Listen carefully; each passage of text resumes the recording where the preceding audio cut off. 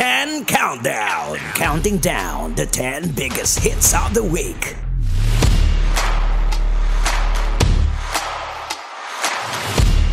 Alright, Philippines Standard Time, Metro Manila. It is now 47 minutes after 11 o'clock. And you are still locked in right here on Love Radio's Top 10 Countdown. At syempre, ngayon, mga kabisyo, welcome to our Love Lounge. At may kasama po ako ngayon. Hindi lang isa, but apakarami nila. At apakapogi. Ladies and gentlemen, let's all welcome right here live in flash dito po sa Love Radio Love Lounge, dito sa ating Love Radio Top 10 Countdown, the group First One. Start at the end, going up to be first. We are First One. Alright. Ayan, so pakilala muna isa-isa. Yes, Love Radio. Ako po si Ace. Hi guys, I'm Jason. Jason. Hello po, I am Jay. Jay. Hi guys, my name is Max. Max. Hello po, I'm Joker. Joker. And I am Alpha. Ayan. At sila, kayo ang First One. Wow. First One. Yes, sir. Okay, first. Why First One?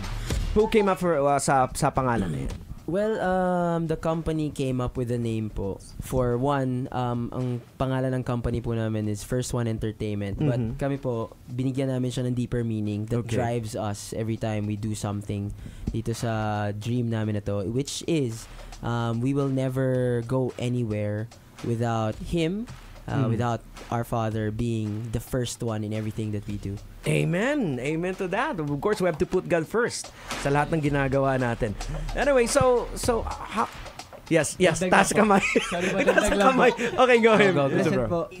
Ano po, like for example, we always go back to our roots po sa mga nauna po na ginagawa po namin, like pagsasayaw sa mga kaibigan po namin, friends and families, and mga tumulong po sa amin kung paano kami maging first one. Ganun. Okay. Actually, yung meaning na yan, recently natin yan na buo, di ba? Last year. Tinuro ni Sir Martin Rivera po sa amin nung nag-guest kami sa isang program. Wow.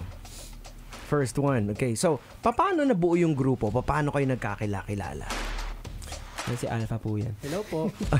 Actually po, magkakakilala na po kami way back po. And then, si Ace po kasi yung naging unang trainee po ng First One Entertainment.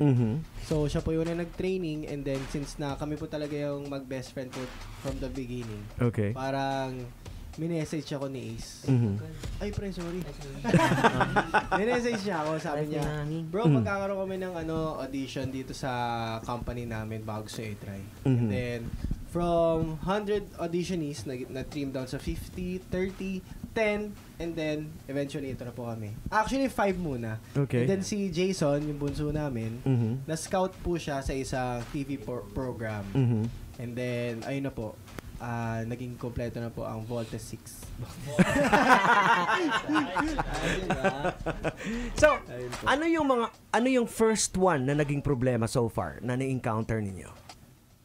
Siguro masasabi ko po, ang unang problema na na-encounter po namin is yung pandemic po. Oh. Yun po talaga. Kasi bago po kami mag-debut and during our training days po, sobrang heightened po yung kasagsagan po ng pandemic. So, we're talking about what year? Yung 2020 po. 2020 during the pandemic. Yes po. Kaya po kami tinawag na pandemic boy group. Po. Kasi po doon po kami nag-debut, tapos ang hirap pa po umanap ng mga venues, ang shows, lahat po online. So, bago pa lang po kami. So, medyo mahirap din po para sa amin. And training days din po, bawal po kami lumabas. Bawal po namin makita yung families po namin. So, sobrang hirap din po kasi saka it's hard talaga sa lahat sa entertainment industry, lahat kasi kayo bawal yung face to face, so as in talagang totally unang tinamaan talaga. In fact, I've talked sa several na mga guests dito na yung iba ayaw na nilang pag-usapan kasi sobrang ang sakit balikan during the pandemic. And you guys survived. So what's the recipe kung paano kayo na-survive? I think po chemistry talaga yung nag-survive sa amin. Kasi ang dami na rin po talaga naming napagdaanan. Tulad nga po. May free shipping araw-araw sa Shopee. Just apply your voucher hindi pagkakaintindihan. Siyempre iba-iba pa rin po kami ng pinanggalingan. So ayun po, throughout the year na develop po namin yung chemistry na yun na hindi pala siya pwede sa ganito, hindi pala siya pwede sa ganyan. Tapos ayun po siguro yung dinadala rin namin hanggang ngayon. Yung chemistry namin. Okay, so yun yung medyo mabigat na pinagdaanan ng group. What's the first one na medyo nung okay na kayo, yung masasabi niyo achievement ng group? First biggest achievement na masasabi niyo? Ako po ulit. Nung bilis sumasok kasi sa utak ko. Okay, go. Ano po? Yung P-PopCon na 2021 or 2022. Sorry po. 2022. Feeling ko yun po yung like biggest achievement po namin that time since 2020 kasi first ever na ano po ata namin yun na Big concert. Opo. Hindi po namin concert. Parang the whole P-pop groups nandun po, artists, mga fans, ganun po. So, parang very memorable po yun sa amin. And, ayun. Ako po iba. Meron po itong good and bad. Parang din po ako napaniwala talaga na there's a rainbow always after the rain. Kasi po may nangyari, pinapagalitan kami ng management noon. Tapos, we have this song called Shout Out. So, pinapagalitan kami, as in, para po kami mga batang paslit na nakaganon lang. Tapos, todo pagalit. Tapos biglang nakikita po namin sa Twitter, nag-notify, nag-notify, trending. And then, di po namin napapansin kasi yun, ang haba ng pagalit eh. So, trending yung pinagalitan kayo? Yun po, trending sa utak namin. Pero nung finally, opo, memorable po yan. Kasi ito po yung nakakatawa dyan. Finally, may isa sa amin nag-check. Si Jason or si Joker. Chinek po niya. And then, hala guys, trending yung shout out. Nasa Billboard, US Billboard Hot Trending Songs. Wow. Nagsimula po siya from top 20, 16, and then finally, nung matatapos na po yung pagalit, kaya po actually natapos yung pagalit, sinabi namin, number 1 daw po kami sa US Billboard Hot Trending Songs. Ang nakakatawa po nung gabing yun, nagpa-samgyupsal yung nagpapagalit. Lumambot eh. Tapos sabi niya, ang galing, no? Bakit kaya nagkagalit? Well, kung minsan, yung paggalit is a form of discipline. Pag sinabi mo kasi, parang father figure, di ba? Pinapagalitan tayo ng mga parents natin para malagay tayo sa mas maayos. Yeah. Well, it's a blessing in disguise, ika nga. Okay, so, as a group, meron bang mga hindi nagkaintindihan, nag-away talaga ng medyo malala? Ngayon, okay na? Marami po. Mga maliliit na bagay lang naman po. Kumbaga parang everyday naman po may mga times talaga na kuwari, si Jason po, hindi maganda yung gising niya, parang ganun. Tapos ako naman, sobra naman energetic ko. Tapos maaasar ko siya, hindi niya magugustuhan. Marami po kaming bagay na ganun po, yung mga maliliit na bagay na. Pero dahil po, sobrang sanay na po kami na ganun po kami.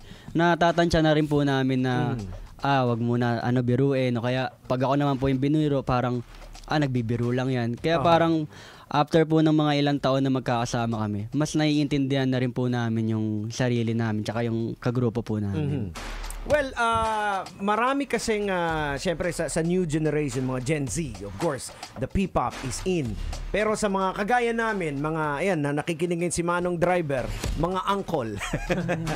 So, when you say P-pop, pwede niyong i-explain sa kanila?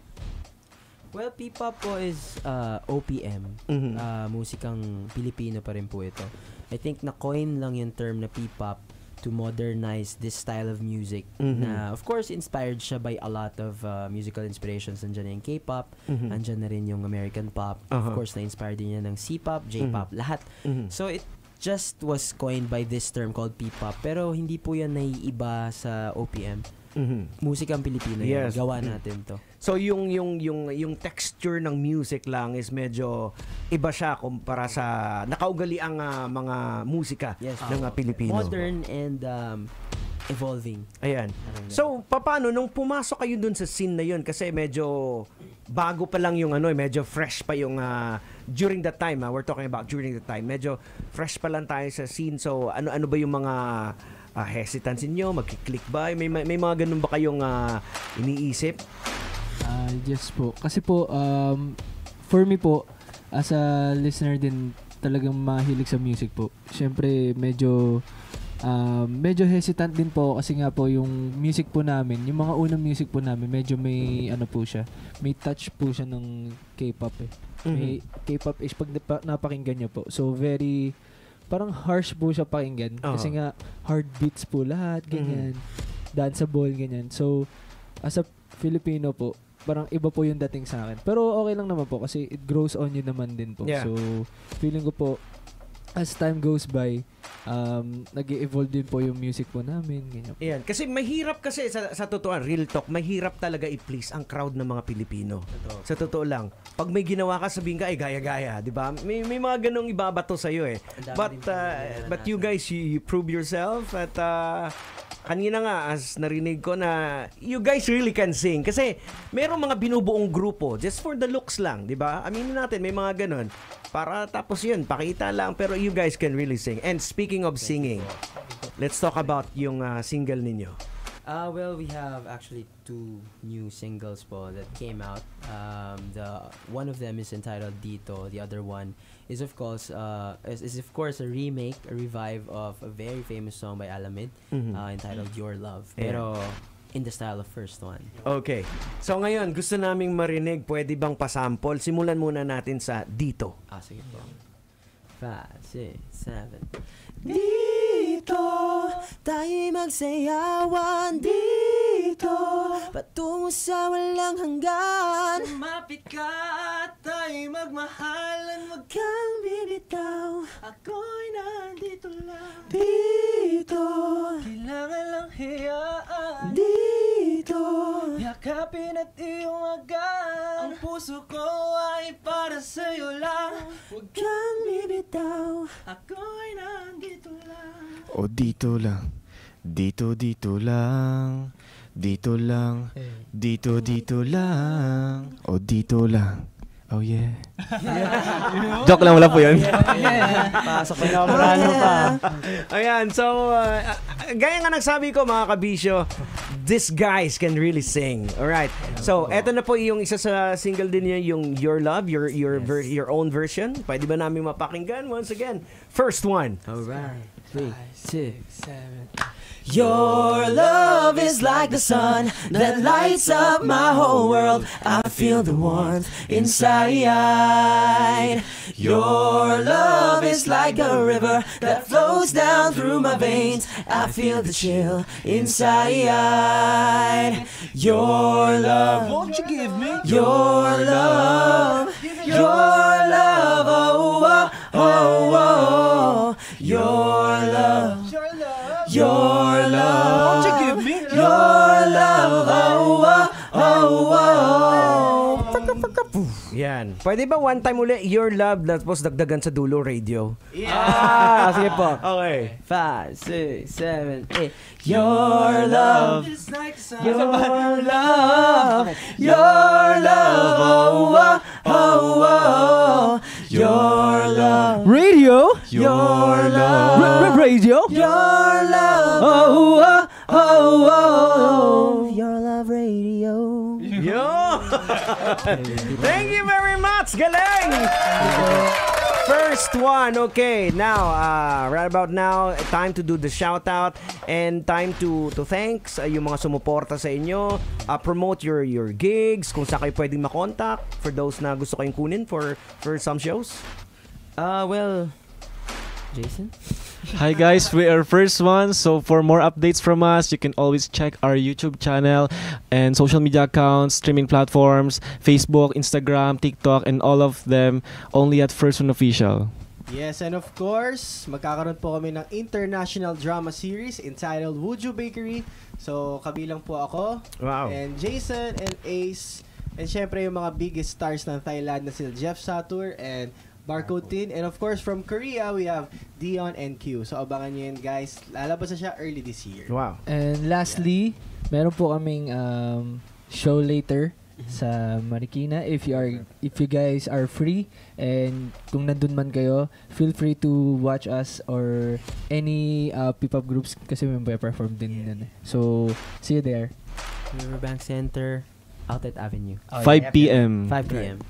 So, anything else? Wala na?